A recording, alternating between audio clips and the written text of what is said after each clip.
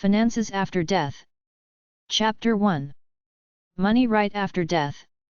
Death of spouse financial issues. In my opinion, if you've been married for 10 or more years, get everything in joint ownership. Credit cards, accounts, cars, vehicles, houses, boats, bonds, etc. When one passes, there is almost no probate or need for a will. The remaining parent should then start joint ownership with his or her children.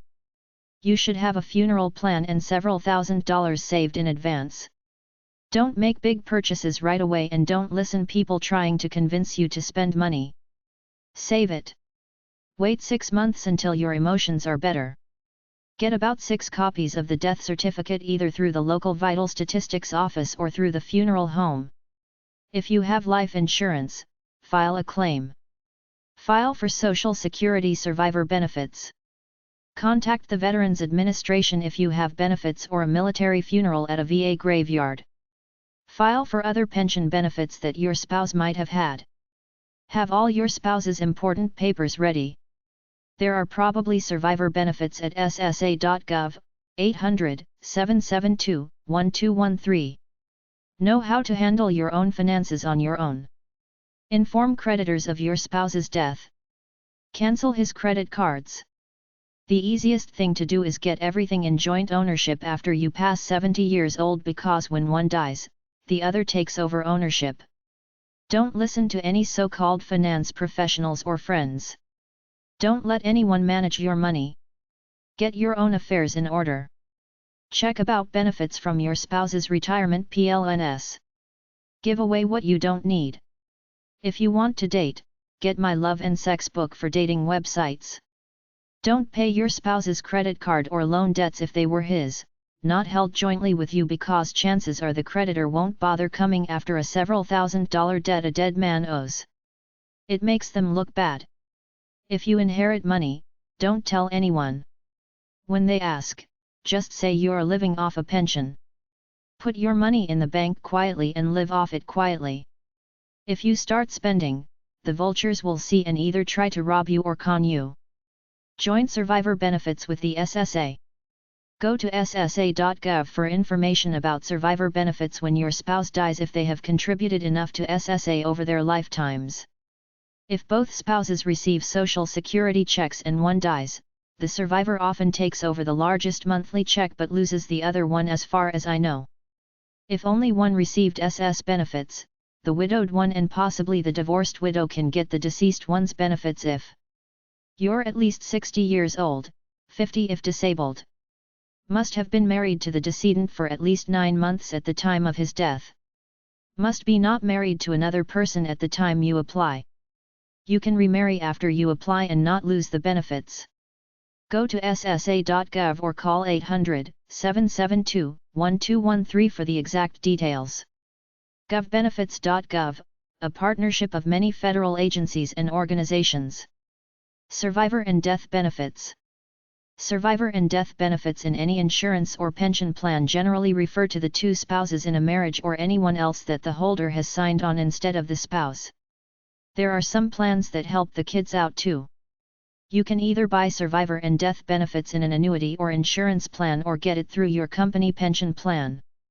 If you or your spouse has a pension plan with the company they worked for, they might offer different joint and survivor options that you can pick from, which will reduce the base benefit from your pension while you are alive and compensate by giving it to your spouse upon your death.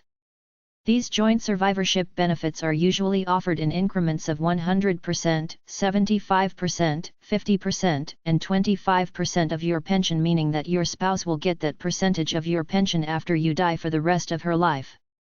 It's almost like an annuity or life insurance policy. You take a cut in the monthly amount of your pension in exchange for your spouse, survivor, getting a percentage of your pension after you pass on. If she dies before you, she won't be able to collect, so that's the end of the contract. You gambled that you'd die before her, but you didn't, so that's life. You're still stuck with the reduced pension you agreed to, and no one else can collect the survivor benefits but your deceased wife. Instead of the joint and survivorship benefit, you could always buy a life insurance policy and/or annuity instead of taking the cut in your monthly pension check. With a joint and last survivor benefit in an annuity, pension, or insurance plan, the survivor keeps getting the pension or insurance money either for a set time or until death. The death benefit is a one-time lump sum of money to help pay for the funeral. If you're a survivor collecting survivor benefits that amount to a set amount of money or set time covered, you can sign the benefit over to someone else in your will. drp.org/survivorbenefits.asp. Finances after the funeral. After the emotional shock of losing a family member comes the financial shock of dealing with household income and expenses that will never be the same. You first have to apply for all the death benefits the decedent was entitled to, like Social Security, Veterans Administration benefits, employment benefits, union benefits, insurance benefits, and workman's compensation if he was killed on the job. Your funeral director can help you with these arrangements for a fee. You then have to decide what to do with life insurance and savings plan payouts, and you might face the dilemma of either going back to work or simply selling your home. All kinds of people are trying to sell you things and everybody's giving you advice. Your best defense is to slow down. Don't invest the insurance money right away. When you get the money, keep some for living expenses and put some in a 12-month CD. Take time to get used to your new lifestyle pattern and check out what you can expect to receive from Social Security and your spouse's pension. As you age, try to simplify the estate as much as possible. Close all accounts except for one or two. Give your kids things now so it's simple to deal with when you pass on. Plan your funeral or cremation now. Put at least $3,000 into an account to be used for funeral expenses at your death. Even if your husband was wealthy, if he wasn't smart, you could be cash poor while waiting for probate, the disbursement of his estate through the courts. You can bypass a lot of this by getting everything in joint tenancy with right of survivorship, JTROS, such that it all automatically passes to you, but the drawback with joint ownership is if one is sued, any judgment can clean out the joint ownership property, but if you're married anyway, the creditors can often go after the spouse's property since marriages are legally held to unions where the couple support each other financially. So I say, if you're elderly, get most things put into joint ownership or otherwise give it away to keep it simple. A life insurance policy making the spouse the sole beneficiary will give you quick cash without waiting for probate, but if the cause of death is unclear and has to be investigated as a possible suicide, you might have to wait a while for the money. Don't jack up the policy if he's very sick and about to die unless you're willing to wait for the money. Some of the basic things to do after the death of a loved one with an estate are: you will probably need an attorney at least for the taxes due upon death.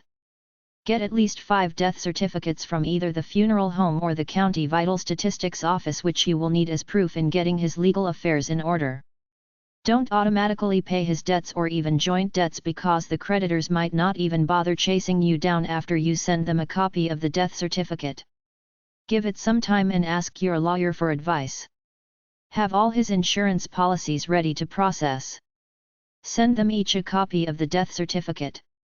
If you don't have enough money to live on until probate, ask the judge for a financial allowance. Contact Social Security, ssa.gov, 800-772-1213 to see if you qualify for survivorship benefits.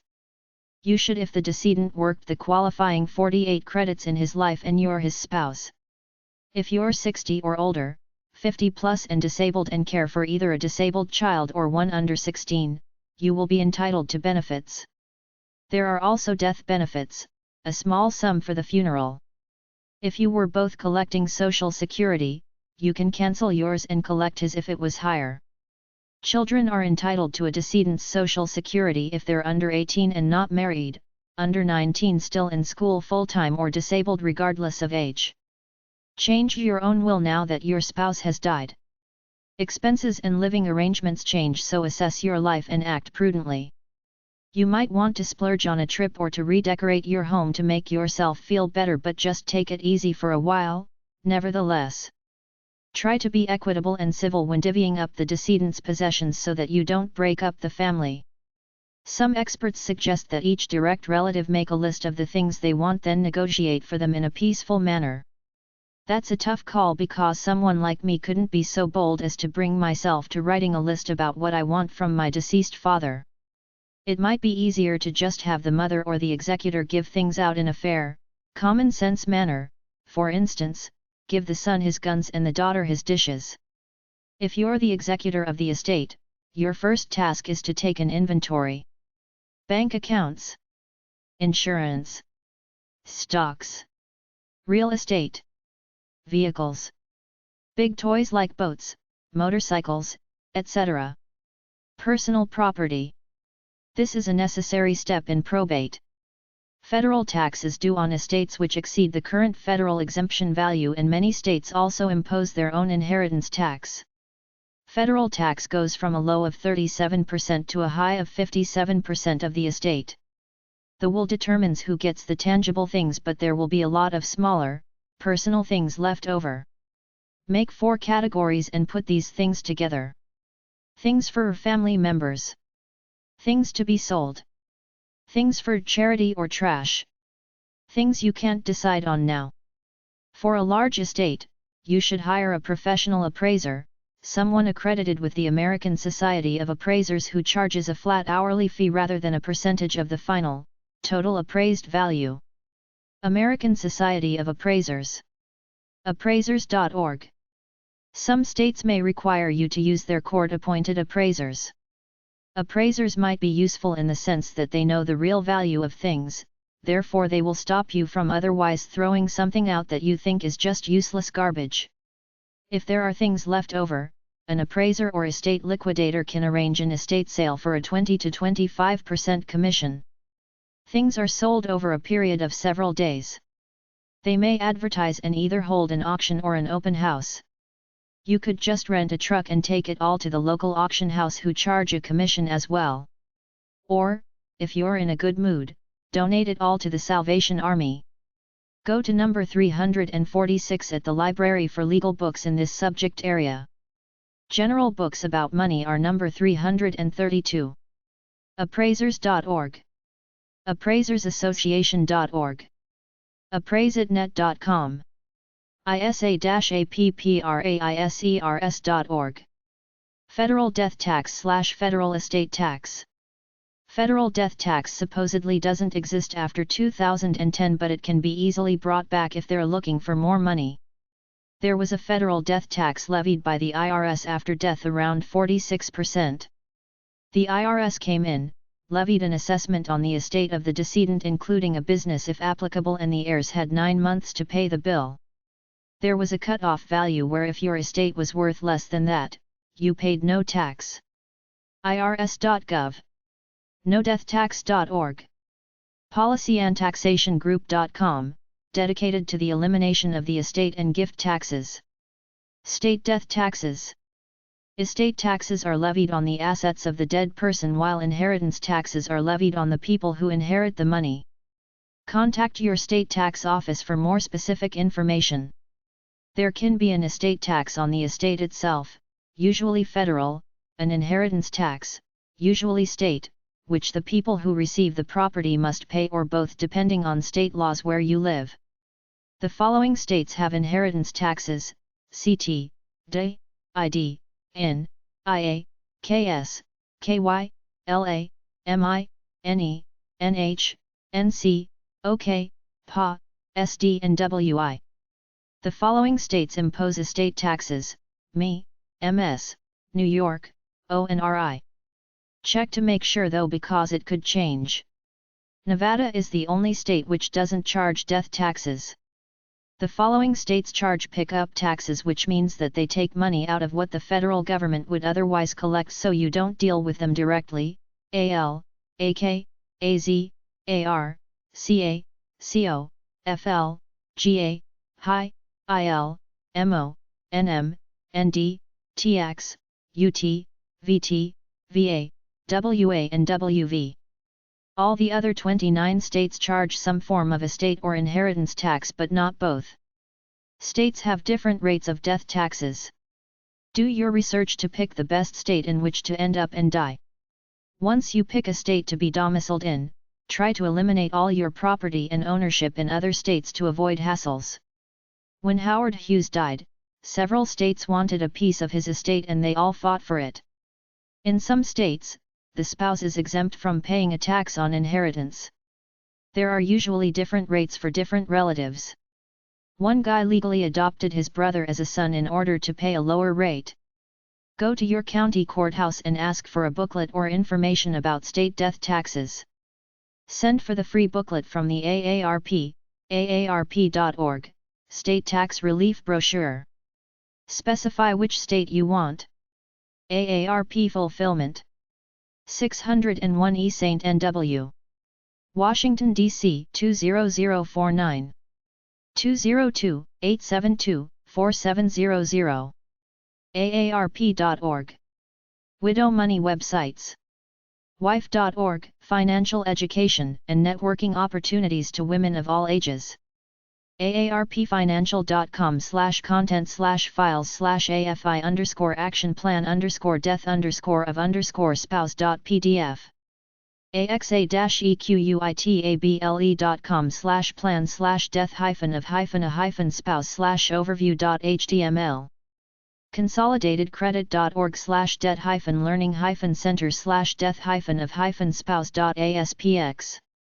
credit.com/credit_information/credit_help/after-the-death-of-a-spouse.jsp.